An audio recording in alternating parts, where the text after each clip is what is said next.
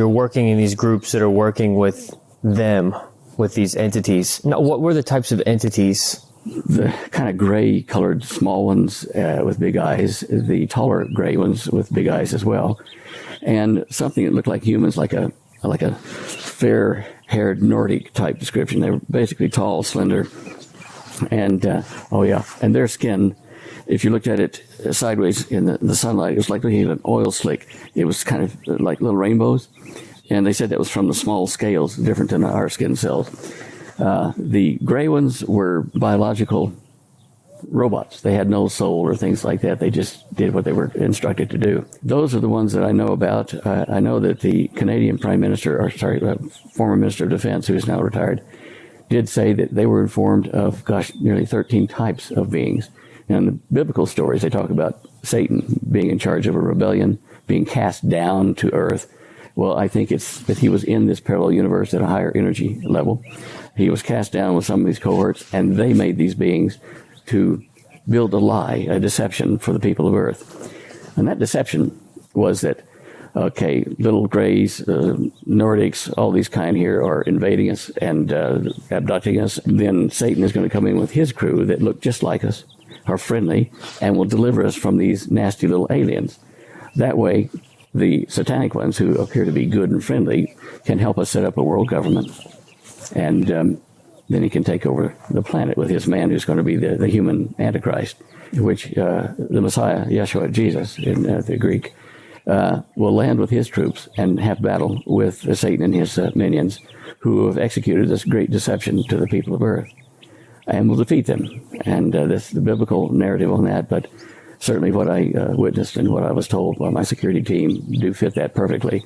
So my advice to people who see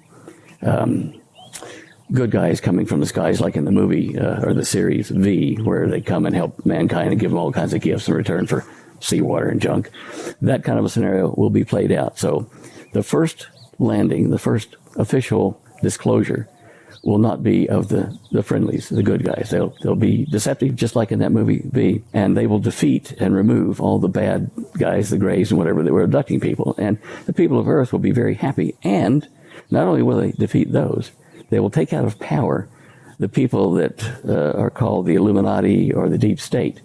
They're going to chew them up and spit them out, and sad for them, but this is part of the deception where they will convince even the right wing, people like myself, if we're not aware, that they have come in and cleaned house and got rid of all the evildoers, and they're the good guys.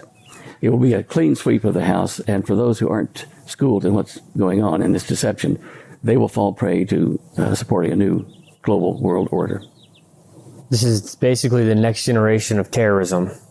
Yeah. That's going to be sold, the boogeyman, these lower entities, these grays, and then the higher entities, the ones that are masquerading around as you called, like the taller ones, the Nordics, they're going to be the saviors. They're going to be the ones posing as the good guys. Am I understanding you correctly? Either them or ones like them. The whole scenario for UFO things at the moment treats all of them as bad guys. I don't know that I've ever heard of any of the Nordics doing bad things. They all seem to be friendly. So it may be them that comes in and gets rid of the rest of them. But the deception will be complete. I mean, people will see peace, love, and harmony, peace and security come with these people because they can stop wars. They can disable all the nuclear devices. They won't even leave the hangar. And they'll have medicine and anti-gravity and things like that. And they'll say to the people of Earth, look, we ran through this stage centuries ago, but we solved it all, learned how to live in peace with one another, and we're going to share that with you. And all you got to do is say, you want our help, and we'll come do it. And that's how it will start. So watch for full disclosure to come, and everybody thinking, wow, finally the truth is out there. But it's not. It's still part of the deception. If we're still here, those of us that are aware of it, we're going to have to run underground. We can't use credit cards or money or whatever because they're going to demand that people of Earth use a global currency situation, which is digital. And you have to swear allegiance to the New World Order, to the leader of it, which in our case is the Antichrist. And we know from the biblical passages that if you do that, you sacrifice your soul. You're gone. You've signed with the devil. There's no coming back from that. No, you're done. That's one of the sins that you can't get forgiven for. So it is my objective, and many like me that are Christians, to be like a watchman on the wall and say to the people that are believers now and some that will be soon, don't fall for this. And that's what, several of us have been saying for a long time in various media events and whatever, to try to warn people ahead of time.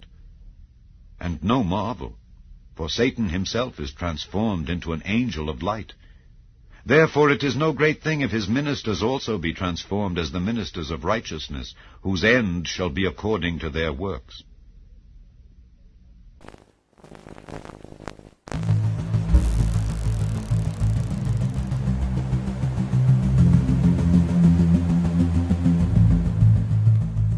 There are 10 to 15 different major groups of what researchers will term aliens, that people encounter. And I have no doubt, I'm convinced from the research I've done, that what's happening is real. These people are meeting these entities.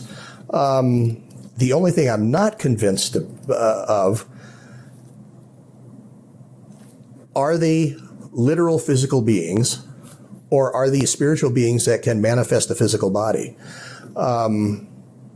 If that's the case, which I believe in most cases, that's the process. How do we trust them? Because they can appear however they choose. That to me seems very much like the role of a demon. And we have to remember, even the very peaceful Nordics, the blonde, benevolent space brothers, who preach a message of peace and love and brotherhood. Paul says, even Satan can appear as an angel of light. Demons are not always horrible and grotesque beings. They can be very attractive and very much give the impression of wanting to create peace and harmony and love, but not the peace, harmony, and love that's rooted in God, but a deception that could lead eventually to the governments of the world saying, yes, we've been in contact with, I believe they will term it, extraterrestrial civilizations. And they're much more technologically advanced than we are, and they're helping us to get past our problems and help us to grow and create a better society.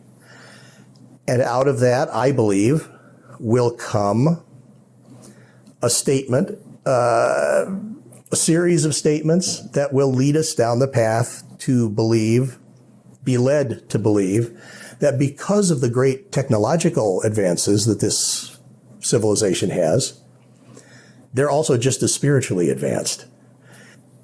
Because of the continual furor among humans over religion, I think that will be seized on as the perfect opportunity to revoke all current religions and establish the one world religion.